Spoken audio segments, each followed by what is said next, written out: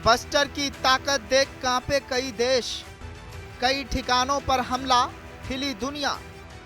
56 मुस्लिम देशों में मातम जैसे हालात, ईरान के कई रिहायशी इलाकों में तबाही। शनिवार रात दुनिया की नींद तब टूटी जब अमेरिकी बम वर्षकों ने ईरान के 3 अहम परमाणु ठिकानों पर भारी बमबारी की। अमेरिकी राष्ट्रपति डोनाल्ड ट्रंप के इस फैसले ने साफ कर दिया कि अब अमेरिका सीधे तौर पर इजरायल और ईरान के बीच जारी युद्ध में कूद चुका है। ट्रंप का ये कदम युद्ध को एक और खतरनाक मोड़ में धकेल सकता है। ट्रंप ने खुद सोशल मीडिया पर पुष्टि की है कि जिन 3 जगहों को निशाना बनाया गया उनमें फोर्डो, नतांज और इस्फहान शामिल है।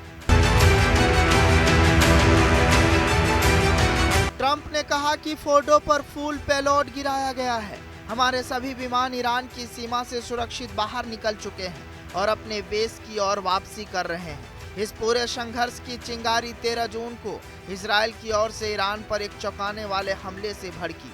इसके बाद से दोनों देशों के बीच लगातार जवाबी हमलों का दौर चल रहा है।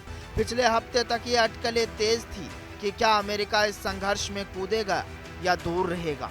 ट्रंप प्रशासन पहले तो इससे किनारा करता दिखा, लेकिन अंततः अमेरिका ने अपनी सबसे घातक तकनीक का इस्तेमाल कर ईरान पर हमला बोल दिया।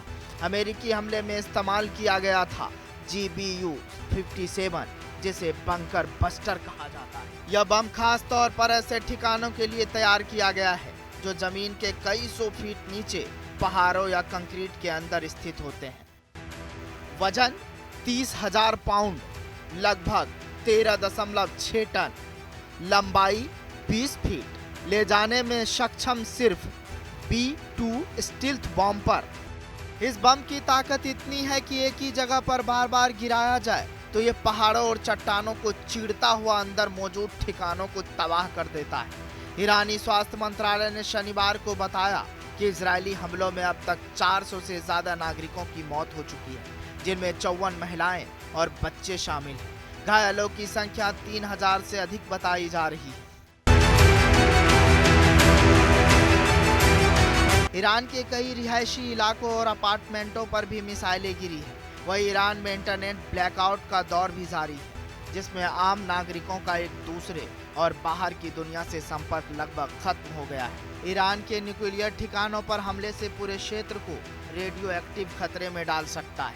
अरब देश पहले ही चेतावनी दे चुके हैं कि ऐसे हमलों से उनकी सीमाओं को भी खतरा है। अब देखना होगा कि ये युद्ध और कितना फैलता है और क्या ये किसी तीसरे विश्व युद्ध का शुरुआती अध्याय तो नहीं बनता। इस सवाल का जवाब शायद आने वाले दिनों में मिलेगा या इतिहास देगा। ब्यूरो रिपोर्ट, जनतंत्र टीवी।